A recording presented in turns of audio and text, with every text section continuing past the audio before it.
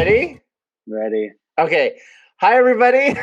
This is Phil of Netflix and Phil, and today we're trying something new. I have invited Shahab Zargari to join me to speak about something that we recently discovered on Netflix. But before we get into that, Shahab, I want you to share a little bit about yourself, maybe how we came to know each other, because I forgot. You know what's funny? I forgot too. I think I discovered Yeah. you on Twitter and I was like, who is this guy? And then I did my research and I realized you were a filmmaker. And I was actually going through deleting old emails. And the first time we met was very similar to this via Zoom, because I think I pitched to you a story idea for a short film. And then you pitched to me The diner. an idea. And Yeah. I think if we ever come out from under this pandemic, we'll probably work on something together at some point. But Yeah, I think so. in the meantime, Netflix and Phil. So tell me about you. Netflix and Phil. So, let's finish it too to kind of cap it off as well. Yeah. Phil has been contributing to Rise Up Daily, which let me give it just a brief little stint on that. So in 2012, and I say quick, but it's not going to be quick because I'm a storyteller, right? That's okay. So in 2012, the one and only, the first novel I've ever published came out. Okay. Excellent. Post-apocalyptic. I mean, it's basically commentary about humanity now and our, lack of humanity, I guess, and the kind of torture we do to ourselves and that kind of thing. But it was set in the future, right? Far in the future, after, post-apocalyptic endings, and then humanity comes back, kind of thing. Anyway, so the cover artist, he got a table or like a booth at San Diego Comic-Con every year. Nice. Every year. And he was like, hey man, like, you ship me a couple, I'll put it on the table. There's 150,000 nerds walking, all down these aisles. Sure. And I was like, oh yeah, totally. So then I mailed him some. And then I was like, no, man, that is not fair. So first of all, I was born in LA, grew up in Southern California, and never went to Comic-Con. Main reason there, because I'm a huge nerd. I'm a huge collector. My family laughs at me. If something is limited edition, I just go, oh my God, gotta have it, right? Or, it's good deal kind of thing. So I was like, I can't have my book go to this thing that I've never even been to. Uh-huh. I gotta go, right? Sure. So I called up my friend Jackson, who coincidentally wrote the story for my newest film that I shot during quarantine. It's all Easter egg connected. Seriously, Love it. He was an editor of a magazine called Verbicide Magazine. I was like, hey man, could you get me, like, it's too late to buy tickets. It's sold out. San Diego Comic-Con, Marvel, like Twilight at that time, right? Like all these huge people are there. Mm-hmm. I was like, but if there's still like 2 weeks to apply to be press. I was like, I'll go, I'll interview people, I'll do, whatever, take cosplay photos. And he was like, no skin off my back kind of thing. So we applied. I got in. I flew there. The book was on the booth. It was glorious, Nice. So then I did it several years in a row, through 2015, 2012 to 2015. During that time, as press, we were put on these PR email lists, tons and tons and tons, right? Nice. All kinds of, like, some of it exclusive, some of it like, hey, so-and-so they're available for an interview, you know what I mean? That kind of thing. Okay. And the group of us that were kind of there, we were like, what do we do with this? Like, it's kind of cool. And, could we do something? And we just kind of came up with a name, came up with a website, and we've just kind of been a sort of news review kind of geek site, but no rules. Right, and that's kind of why I like it, because you can't really pigeonhole it. It has its own unique voice, And even and that voice changes it as it goes. changes. Yeah. Yes, and somehow I try to insert myself in there, and I love it because all of your reviews are completely honest, you know. Yeah. well, Usually you end up loving something, but but it's also, but you're also critical too. So well, I'm a little bit critical, but I don't write about things that I don't like, and maybe I should. And even if I don't like something, I try to find something positive in it. that's Yeah, another connection with yeah. Phil. He does contribute to Rise of Daily, and that's awesome. But yeah, so I'm a filmmaker. We were talking just before this. I also work at the UNLV College of Fine Arts. Hmm. What I do, so I have a cohort. Her name is Jennifer, and she does all the PR. Right, Okay. she talks to the stations and the newspapers and the magazines, and does the press releases and the follow-ups and all that. And I take the fruits of her labor and I basically disseminate it between that and the events in the college. And out of all the colleges on campus, it's the most event heavy, pre-COVID, but Hmm. dance recitals, jazz band, wind orchestra, theater, Yeah. film festivals. I mean, it's just there was always something going on. Yeah. Anyway, so that's my day job, if you will, and I love it because I love being. I'm 2 floors up from the film department, which is just Right. amazing. And they have, and really, like, the college is, and I guess I am getting paid to say this, but I'm not getting paid to say this. There's a pretty high caliber of faculty that are there, particularly in theater and film. I mean, people whose resumes and IMDb pages are just so impressive. Well, and I believe it. And prior to meeting you, I worked with some alums of the film Film school department. there, and I think we talked. And I don't know that you or they crossed paths, but I was impressed with the caliber of their work, and I did some shorts with them. And then I saw your short on Amazon and really enjoyed it. My name is Art. My name is Art, and I really enjoyed it. And I was like, "Hey, Thank this you. is some good work." And Thank you. so we just since then I've been contributing to riseupdaily.com and submitting reviews, and you and I have just been dreaming about a project we'll ultimately work on. Or a couple projects or something. And I think, yeah, I mean, this is just the process of it. Yeah, Because especially if something is a passion project, you want it to be, all ready to go. Go, go, go. It's go time kind of thing. yeah. Should we talk about you told me about this short on Yeah. So Netflix. again, like I shoot shorts. Mhm. I love shorts. Like it really is. I feel, well, to me, it's very similar to a well crafted joke.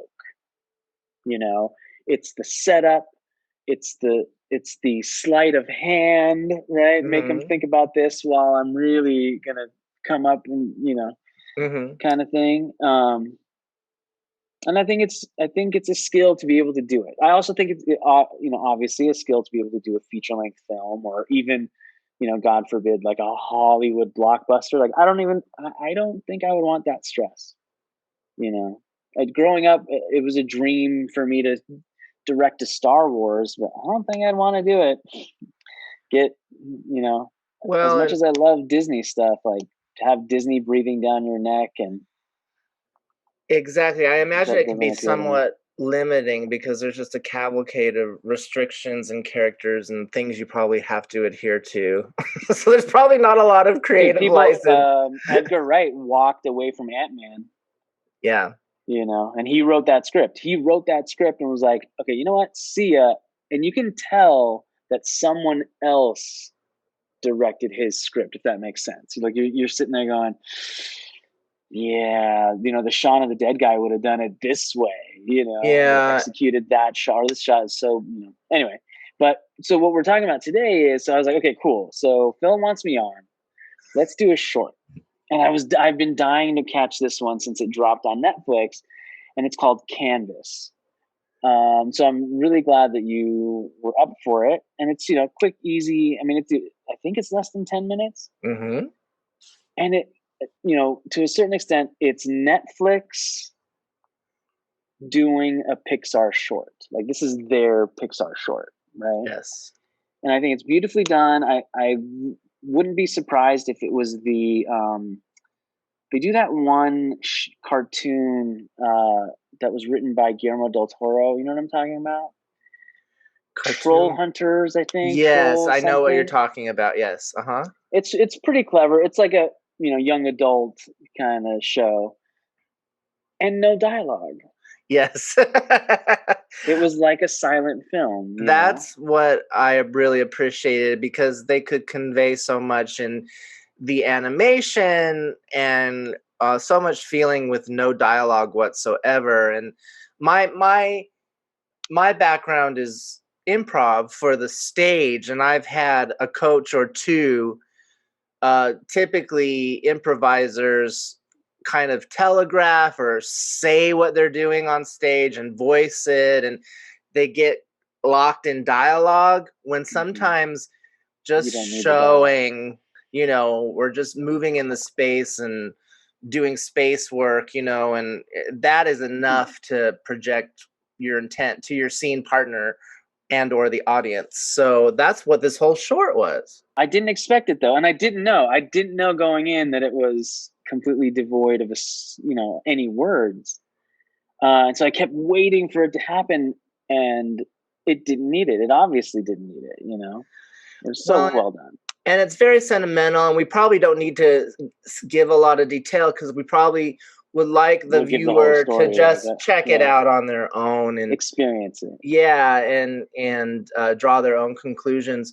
But it's Canvas. It's on Netflix right now. It's a short, less than 10-minute short, as Shahab said. And if you're a fan of Pixar-like animation and sentiment, check it out. Is there anything else you wanted to add, Shahab? I am kind of loving that all of the streaming platforms are starting to lean into a lot of short films. Like HBO Max has a ton. I love Well, it. you're right. And I think they're trying to draw in niche kind of audiences. So I see Disney Plus doing it, and they have a ton of shorts Oh, on they there. do. I love them. Have you seen Zenimation on Disney Plus? Is it the behind the scenes one? No. What is it? Oh, So wait. Oh, it's like the screensavers kind of. or So something. if you have, go ahead. No, someone was telling me about this. Tell me, what is it? So Zenimation is I would see the chiclet or the icon in the menu, and I'm like, what the hell What is it? is It's it? like the logo or the graphic is like Aladdin's castle or Agrabah or whatever, at least on the platform. And I was like, what is this? Or I might have read about it or something, and so I clicked on it, not knowing what to expect, and it's just a series of themed shorts, again, if you will, where they cull all these animated elements from different Disney movies, yet they lose the entire voice track. And it's just audio and amped up sound effects. And it's supposed Oh, to calm your wow. nerves, hence the title Did Zenimation. it work? Yeah, I loved it. I thought it was great. You just put it Oh. on in the background and you just go on about your business. You would And probably, sometimes you zone in on it and sometimes yeah. you don't. Huh. You would probably love it. So check out. Is it just one episode kind of thing? No, it's like 6 or 7, and I don't remember the exact details. And they focus a lot on the recent Pixar ones, but Disney ones like Moana. I don't know what else is in there, but again, it's just fragments of Hmm. all these movies, but it's just moments without any dialogue. And I think they kind of beef up or remaster or sweeten the audio so that it's like an ASMR video, if you're familiar with those. Yeah, definitely. And that's all it is, and it's kind of calming and kind of gets you out of your Well, we've head. been doing a lot of Mandalorian on Disney Plus. Well, and I'd love to speak to that, but I have to be honest, I'm not that devout of a Star Wars fan. I think the show is great, but now people are like starting to make connections and how this relates to this and that, and that's where I get lost, and I'm like hands off, and I'm not. But then I feel like the nice thing is that with that series, you don't have to. Yeah, true. You know, it's the episodes feel very even though there is a chronological line, it feels like a, you know, mixed bag of a show, almost like different comic issues, you know, where it's like issue number 32, now this is issue 67 or something, you know. Well, and that said, speaking of Anthology, yeah, speaking of people touching or putting their flavor on us on the Star Wars Enterprise, there is, you're probably, I'm sure, very aware, they take a rotation of directors that work on each of those episodes, which is typical for a series. You know, there's often a different director each episode. Totally. But they each have a different flavor. Ron Howard's daughter, Bryce Dallas. Who else has been? I mean, you probably know better than I. But there's a whole documentary on Disney Plus about, which I loved it. Yeah, I watched. There was that one was like 6 episodes too. I ate it up, man. Like it was exactly. You know, those are the kinds of behind the scenes stuff as a filmmaker, I love. And they talk about how things got made and the issues they got into. Oh yeah, I highly recommend that as well. Yeah, and yeah, so the behind the scenes of The Mandalorian is fun. And is it Taika Waititi who also contributed? I could go on at length about him, because how do you feel about his work? I mean, untouchable. Like so good, so good. You know, like everything he's done is good, gold. You know. Well, from the acting to you know, whatever. Well, I loved him in What We Do in the Shadows, so I think that was my first real introduction to him.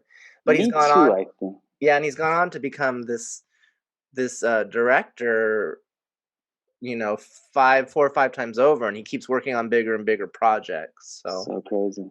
And Jojo Rabbit was fantastic. And I haven't seen that. Ooh, you should see it. Okay, so I have homework. And you have that's your homework. Okay, you have. What was my homework? Zenimation. I have to catch up on The Mandalorian and see Jojo Rabbit. Well, just take your time. Like I said, Mandalorian, especially if you're not that into like knowing the encyclopedia of Star Wars, just take it an episode at a time. Like it's gonna be there. You'll enjoy it because every episode is essentially a bonanza. Like I'm probably dating myself, but like it's like, you know, old country western television series where, you know, or like what was the one where the car talked? The one where Knight Rider, Herbie the Love Bug? Is that what? Well, I did love Herbie, but no, Knight Rider. Oh yes, Knight Rider. Okay, Michael. Yeah, here I am dating myself, Herbie the Love Bug. I think Herbie the Love Bug, and you think of Knight Rider.